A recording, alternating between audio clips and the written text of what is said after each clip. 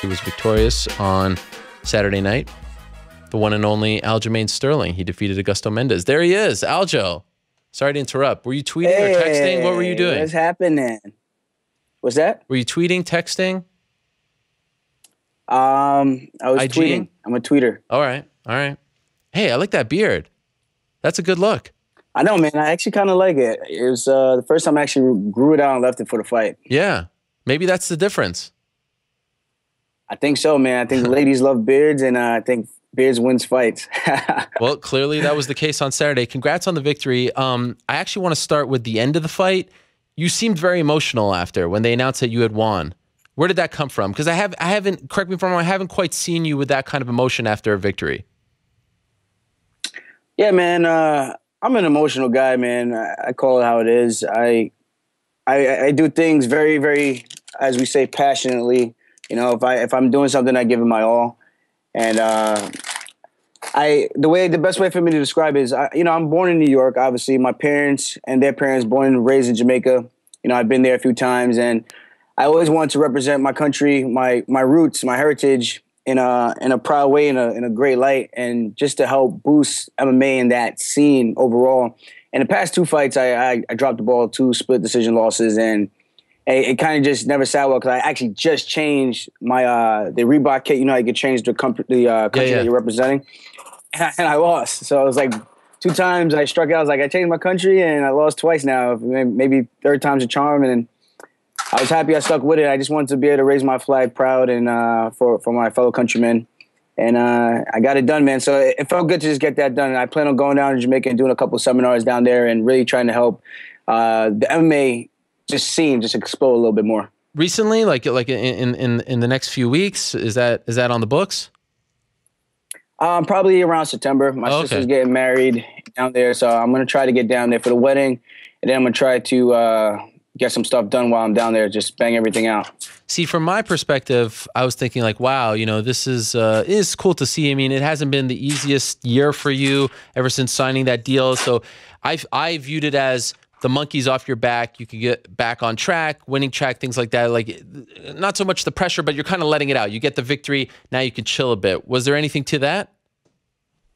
Yeah, 100%. I mean, it's just so frustrating to hear people say, oh, he can't strike, he can't box, he's afraid to get hit.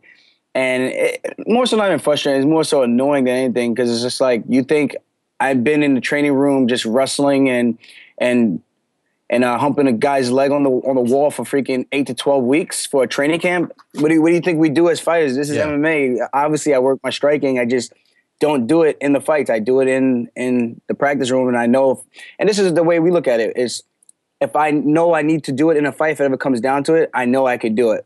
And I just never had to be forced to do it. And I felt like those 2 losses put me in a position where it was just like, yo, screw this. I got to go out there and start the fight the way I did that 3rd round with a sunshine, just pick it up like it's round 4, 5, and 6, and hopefully get the finish. But just come out more aggressive and just come out like the way I do in training, man. Just if I do that, good things are going to happen. Where was your confidence at going into this one, considering the 2 fights, considering the frustration? You thought you won those fights. You thought that, you had done better. You deserved better. Where were you at mentally going into this one?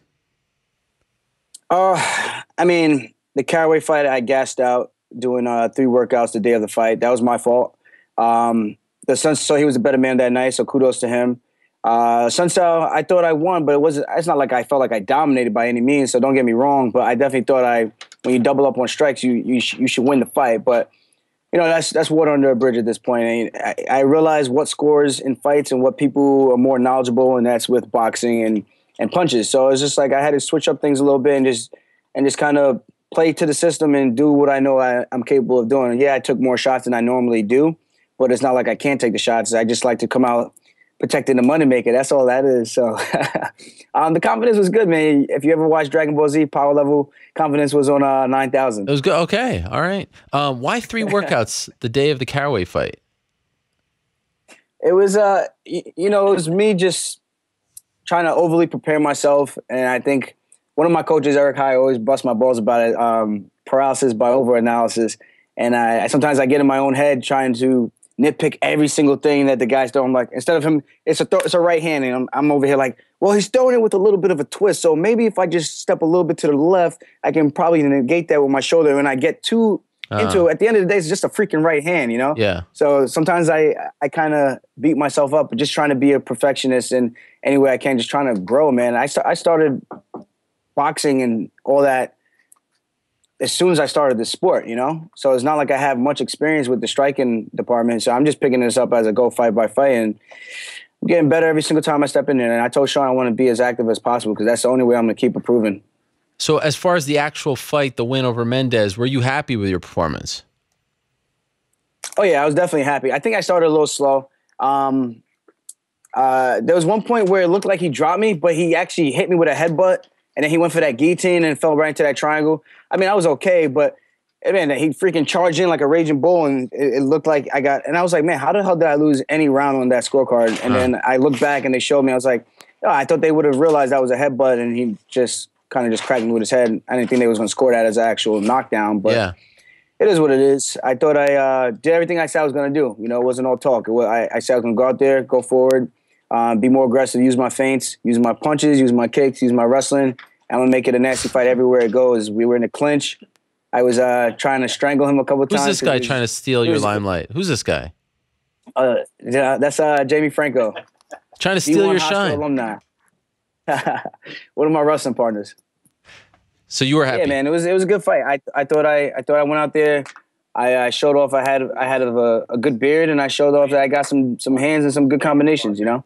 But I remember when we spoke to you in Brooklyn.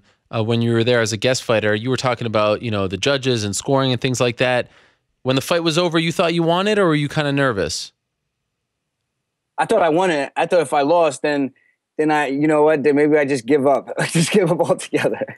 Honestly. That thought crossed your mind? That fight, I'd have been like, no, it didn't cross my mind one bit. I was like, if they can't figure out who won this fight, then shit, man, I just suck. I just suck at this. And I'm just going to stick with real estate. You're doing the real estate thing too, like Al? Yeah, I'm actually flipping houses. I'm actually looking for investors. So anybody listening right now, I'm looking for some JVA partners, anybody who wants to invest 50-50 splits, all that good stuff. I got a house on the market in Arizona right now, Phoenix. Whoa. 8810 North 6th Place. So, Ariel, if you're trying to move to Arizona where it's nice and sunny, I got you a great starter home. 3-2. It's a 3-2. Why? Wait, is 3-2? Is that a 3-bedroom, 2-bath? Is that like the insider term? 3-bedroom, 2-bath. Look at you. Look at you. Me. Do a little real estate yourself. Why Phoenix though? Why not Long Island, New York? I don't know, tri-state area. Why Phoenix?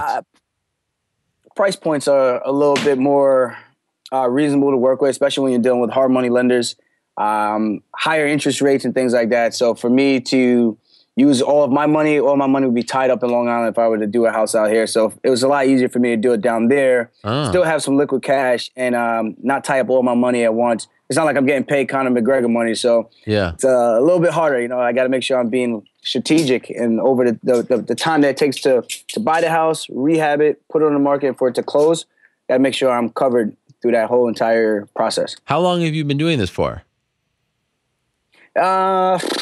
August, but this is my first flip. It's I got it back in November, and hoping it sells. And its project is to sell within this month or next month, but the market's changed and things like that. So hopefully it gets picked up. Are you doing this with Iaquinta, or is this by yourself? A little bit of both. Oh, look. He's actually a real estate agent. I'm not a real estate agent. Oh, okay. So what? You're just a guy who invests money in this project. I'm the developer. I'm investing money, and I'm bringing in investors. We're trying to bring in the cash money, Ariel. We're trying to make it big over here. Why are you doing this? I'm trying to live on the beach so I can sip my Mai Tais. Yeah, no, I feel my you. Pinkies up. I feel you. But why did you feel compelled to do this? Well, there's always that next phase in life, you know. Yeah. And you know, I've always been one, even before my losses, I've always been one to kind of just think about what's the next step in terms of life for me. And I always been trying to make sure I map everything out step by step of what I want to do and picture where I want to be in 3 years and 4 years and 5 years, short-term goals and long-term goals. Huh. Okay. So, and now, like, is this going to be the thing? Is this what you're getting into? Those shows where they flip the houses and they come with the contractor and like you're all in now on this. No, well, that would be nice. I don't have a TV show yet. Okay, well, not the TV show, but the Yeah, actual yeah, gig. yeah, yeah. That's pretty much what I'm How doing. much is it That going guy, for? Bristol is doing that actually. Who's Bristol? Oh, Bristol Morunde. Morunde. Yeah, he's got a show with his wife. Yeah, him and his wife. That's pretty cool, man. Crazy. I was like, yeah, I know that guy. How much does this house go for? This one This in house Phoenix. is 230,000. It's not a bad price. You got a shiner there?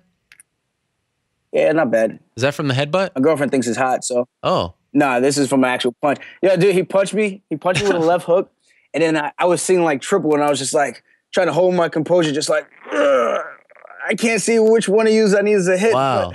But I'm gonna.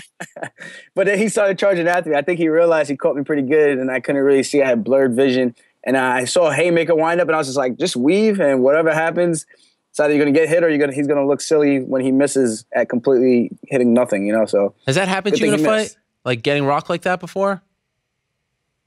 Oh, I didn't get rocked. It just caught me right in the eye. Oh, I okay. just I couldn't see. see. I see you. I see. Yeah, And yeah. I didn't get rocked. how long does it take to get the vision back? I just touched it a little bit and then blinked a couple times and then reeled back in probably about 8 seconds. Oh, okay. 8 seconds, I want to say. So Yeah, shorter not than it too took bad. for you to even tell that story. Are we Yeah, are we still with the pretty same much. girl, or we got a new girl? What's going on? Yeah, we have our ups and downs. But yeah, we're back. Oh, you're That's back. the easiest way to put it. We're back. Damn. Was she Yeah, we're at the back. fight in KC? Nah, her job didn't give her off. They had What? like a big event. She does makeup. She's a big time makeup artist. So they didn't give her off. And she was able to catch it on Fight Pass. She was able to step out and watch it on her phone and get back in and start doing more makeovers. Oh, so she was actually working. Because I said, man, I was thinking to myself, maybe come Saturday Yeah. morning. It's a weekend, but she was working. Nah. Yeah, she was working. She was in New York the entire time. So maybe she was the missing ingredient. But were you with her the last two fights? Yeah. Oh, you were? Okay. Yeah, I was with her for like the last 8-10 fights. But no, but you said you're off and on. Yeah. So were you off during those two? Oh no, we were together for the last one. Oh, all right. Yeah. Nothing there. Yeah. Okay. Nothing You want a top 5 guy next?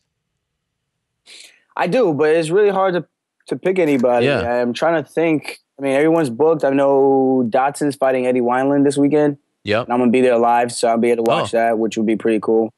So I'm interested in seeing what happens with that. I want to fight ideally in 2 months. I want to get on that OKC card, but Sean said it was full. Okay. So maybe International Fight Week. I'm thinking maybe fight on the first card of International Fight Week, get done, get the workout early, and then party like a motherfucking champion, shirts off, guns out, blazing. Yes. So are you going to Nashville like to have for fun. I like to have Iaquinta? Yeah, we're heading out tomorrow morning. All right. How's he doing? He's doing great, man. He looks great. He's in good shape. And I'm excited for him, man. I haven't seen that guy throw down in a while. Yes. He's one of my favorite fighters. How can you not love watching the guy? He's all heart. He brings it every single time, combinations, wrestling, and he just mixes everything up. It's really nice. And his name suits him well. He brings the rage, man. And Yes. that's why I love him. How's he doing upstairs? It's always fun to watch him. Upstairs here. How's it going up What's here? that? How's it going up here?